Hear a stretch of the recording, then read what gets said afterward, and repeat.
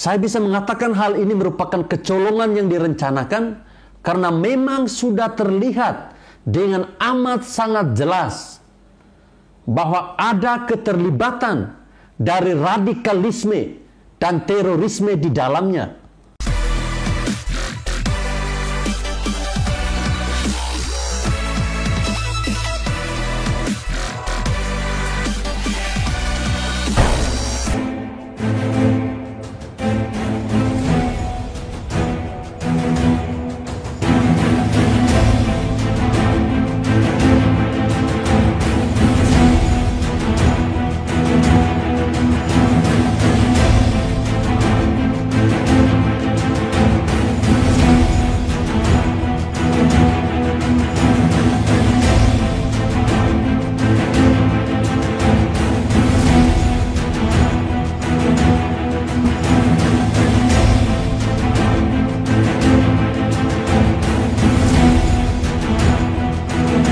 Assalamualaikum warahmatullahi wabarakatuh. Alhamdulillahirabbil alamin.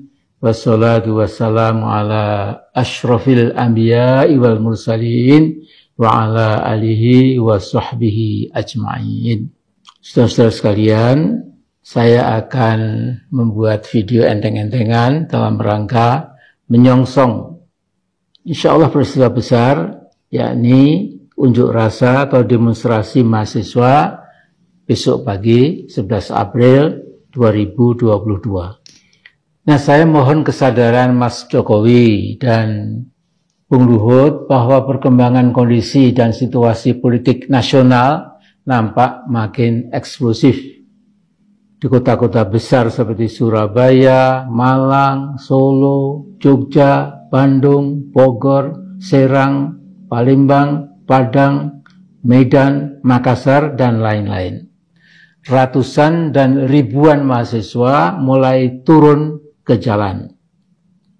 Anda berdua harus ingat bahwa Anda berdua mungkin mampu mengecoh sebagian rakyat Indonesia, tetapi mustahil Anda dapat mengecoh dunia internasional.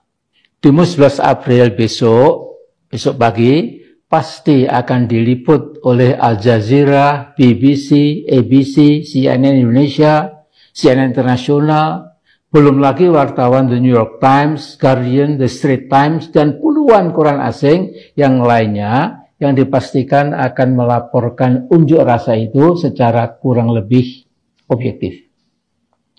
Kecuali Tempo dan beberapa harian daerah lainnya, media mainstream lainnya sudah bisa Anda kuasai. Namun media sosial tidak mungkin dibungkam, ya. Suara-suara yang mengekspresikan jeritan rakyat terhadap kemungkaran dan kezaliman multidimensional yang Anda berdua lakukan. Assalamualaikum warahmatullahi wabarakatuh. Salam, salve, Om Swastiastu, Namo Buddhaya, salam kebajikan. Beradab. Ketua BMSI harus ditangkap atas pembantaian Ade Armando. Ade Armando dipukuli oleh massa aksi demo mahasiswa goblok. Apa yang dikerjakan oleh para oknum mahasiswa ini adalah tanggung jawab mereka dengan melihat bahwa Ade Armando menjadi korban sampai dia hampir ditelanjangi oleh segerombolan orang-orang yang dianggap mahasiswa itu. Sudah jelas-jelas mahasiswa ini sudah ditunggangi, namun mereka merasa tidak ditunggangi, dan bahkan mereka merasa menjadi orang yang pintar dan cerdas dan intelektual.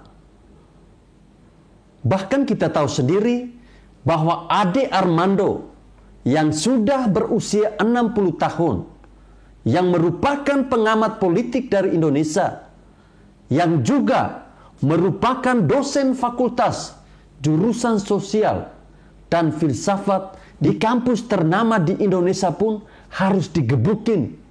Tindakan biadab ini seharusnya menjadi tanggung jawab para mahasiswa dan juga badan eksekutif mahasiswa se-Indonesia yang menampakkan diri sebagai sekelompok orang yang bukan terpelajar, malahan jadi sekelompok orang yang brengsek. Pemukulan dan penganiayaan terhadap Ade Armando ini diprovokasi oleh kadrun-kadrun betina, sehingga para kadrun ini langsung menerjang dan menggerogoti Ade Armando dan memukulinya dengan begitu kasar dari arah wajah dan bahkan celananya diturunkan. Dalam hal ini kita melihat bahwa harga diri mahasiswa saat ini tinggal serendah si bebek lumpuh rasis. Banyak sekali politisi yang mau nebeng dan menunggangi aksi tolol dari para oknum mahasiswa ini. Pemukulan kepada Ade Armando seharusnya dilihat sebagai sebuah kecolongan yang direncanakan. Saya bisa mengatakan hal ini merupakan kecolongan yang direncanakan karena memang sudah terlihat dengan amat sangat jelas bahwa ada keterlibatan dari radikalisme dan terorisme di dalamnya. Penolakan wacana Presiden Joko Widodo 3 periode justru dikumandangkan juga oleh Ade Armando.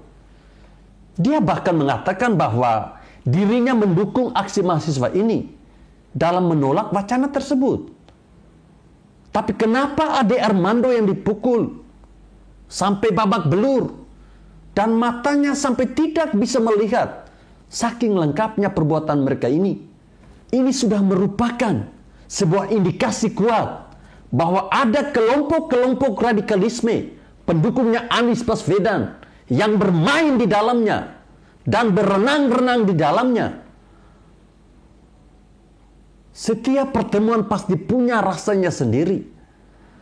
Dan kita tahu bahwa rasa yang dialami oleh Ade Armando ini adalah rasa sakit dan rasa malu karena ditelanjangi oleh orang-orang yang bergabung di dalam aliansi mahasiswa.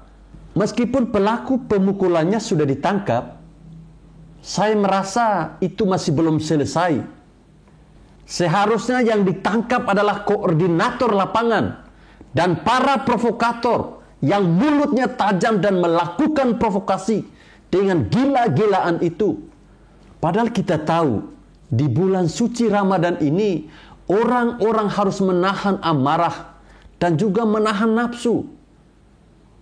Tapi ternyata mereka melampiaskan nafsu mereka kepada Ade Armando dengan memukul wajahnya sampai hancur. Ini menandakan dosa mereka tidak mungkin diampuni lagi karena saking beratnya melakukan dosa di bulan suci ini.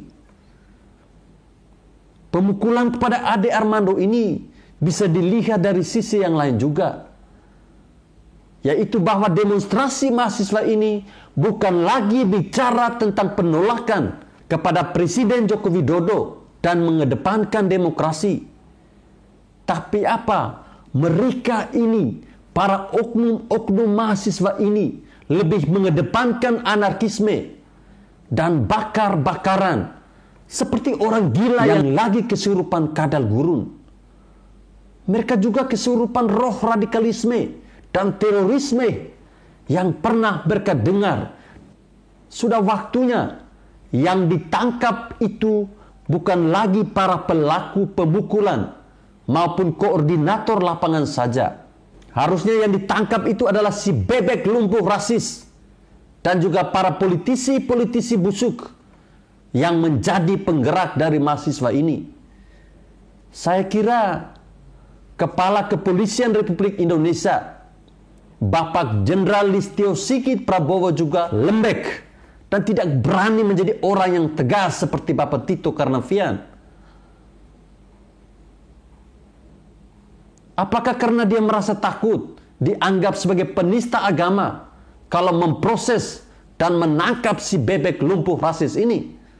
Saya kira koordinator lapangan dan juga para dalangnya lah yang harusnya ditangkap, karena ini yang akan menjadi akar-akar yang dicabut.